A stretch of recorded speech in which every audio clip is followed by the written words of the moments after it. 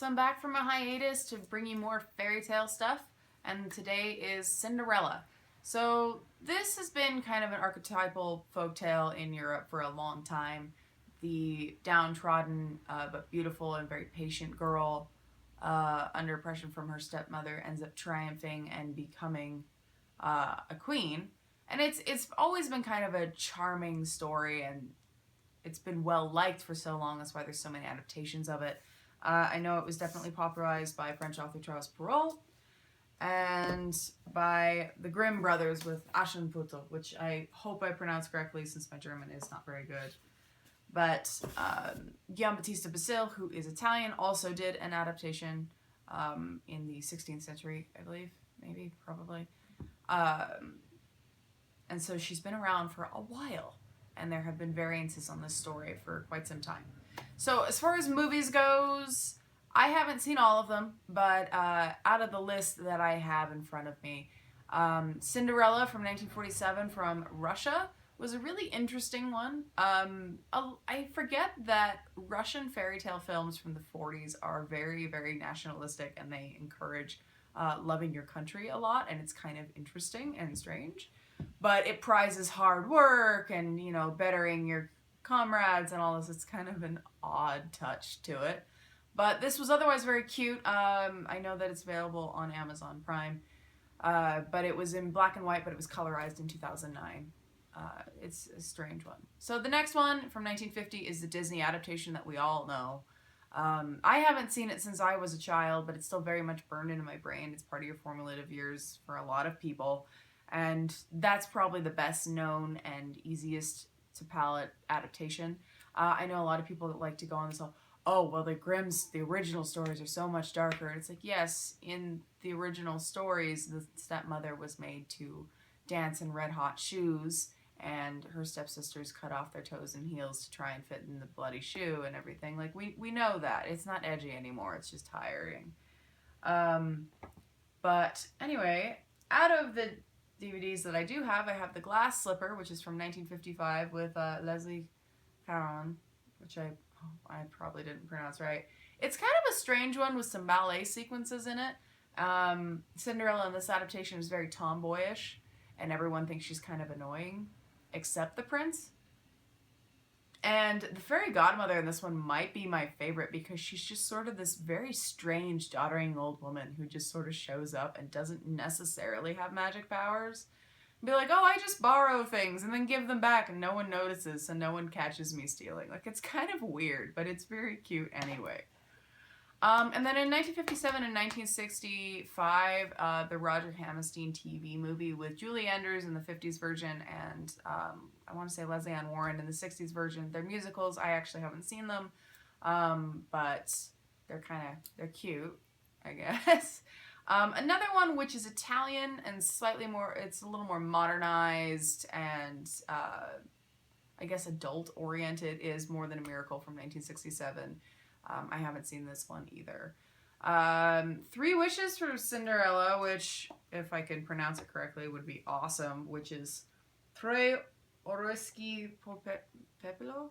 Anyway, this is a Czech film, Three Wishes for Cinderella, or Three Hazelnuts for Cinderella, that surprised to me a few years ago when I discovered this, has been a cult favorite in Germany and other Central European countries for years. It came out in 1973. It's really, really cute, but it's from the Czech Republic.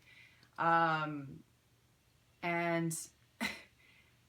it airs on Christmas Eve every year with subtitles, and I didn't know that until after I watched it, but it is probably my favorite adaptation of Cinderella, and there is no fairy godmother. She's just this cute girl, and then the coachman gives her these three magic hazelnuts that pop out a little outfit each time. Her little hunting outfit, the first one, I probably like the most.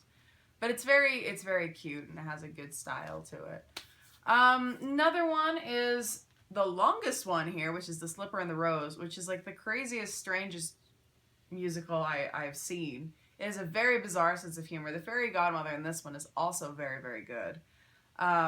But it even has this whole twist semi near the end where they're like, you can't actually marry her. She's a peasant girl and we're about to go to war. And I'm like, oh, that just throw a wrench in there, I guess. But overall, it is still quite cute. It's it was kind of one of those that like I wouldn't have heard of if I hadn't been looking for it things. Another one on here from 1981 is Cinderella. I haven't seen that adaptation either. I haven't seen the German 1989 Aschenputtel TV film. But I have in fact seen this adaptation. I wish I'd seen it as a kid, but I'd heard enough good things about it from people's childhood recollections that I decided to investigate it about a year ago. And it is really cute. It's a very diverse, crazy cast with good music and everything. It's super colorful and a little bizarre, but I appreciate it quite a bit. Another one that I stumbled across when I was probably in 6th grade was Ever After, which takes a little bit more of a historic leaning towards it by putting it in Renaissance Italy, or Renaissance France, I guess, Renaissance era. Which is Ever After with Drew Barrymore. And even though her accent is not terribly believable, overall it is a very pretty film with very excellent costume design to keep it semi-period accurate. And I do appreciate it, and that one always had a soft spot. Another one, which, I mean, I liked it as a kid, but didn't really appreciate it until I was an adult, was Enchanted. I haven't read the book, but I would like to at some point, with Anne Hathaway. And it's really funny and strange. It's very much from the time period it came out in. It came out in 2004, and it really shows, but it's still really enjoyable, and it's just a fun adventure. I also kind of get a kick out of this idea that Wesley from The Princess Bride is now the bad guy because he plays his uncle, and I do think that's just funny. But otherwise, it's just a cute film. Also, side note, people say I look like Anne Hathaway. I still don't see it, but thank you. I always thought that was a little weird. And then this is kind of a surprise that, yes, I do in fact own this on DVD voluntarily, which is The Cinderella Story with Hilary Duff and Chad Michael Murray. If I hadn't seen this when it came out and had a fondness for it as a kid, I don't think that I would like it. If I watched it like 2 years ago, I'd probably be like, yikes. But because I grew up with it, because my age shows, I do appreciate it because it's just a cute movie, even if it's not a good one. This is probably the biggest outlier in here, which is Cinderella from, I believe, Korea. Yeah, Korea, from 2007. And it mostly has to do with South Korea's obsession with plastic surgery and youthful beauty and all this unrealistic expectations. But it's a kind of a Korean slasher film. Like, it's not high tier or anything, but it is good for horror fans, I guess. Another one that I almost forgot to include because I didn't really care for the film adaptation is Into the Woods. And if I had just seen Into the Woods film and I hadn't seen the stage play, I probably would have liked it a little bit more. But knowing how much was cut and how much lower the rating dropped, I was a little disappointed. But Cinderella is a featured main character in Into the Woods, so I couldn't not include that. Anyway, the last one that I have over here is the 2015 Cinderella with Lily James and Cate Blanchett as her stepmother. And this is just very, very cute and colorful and dazzling and everything. I thought it was just a fun live action adaptation. It wasn't necessary, but I don't regret it. And also Lily James is just adorable and everything, so this was just sort of fun. It was a lot better than I expected it to be. I expected it to just kind of be meh, but it ended up being genuinely fun.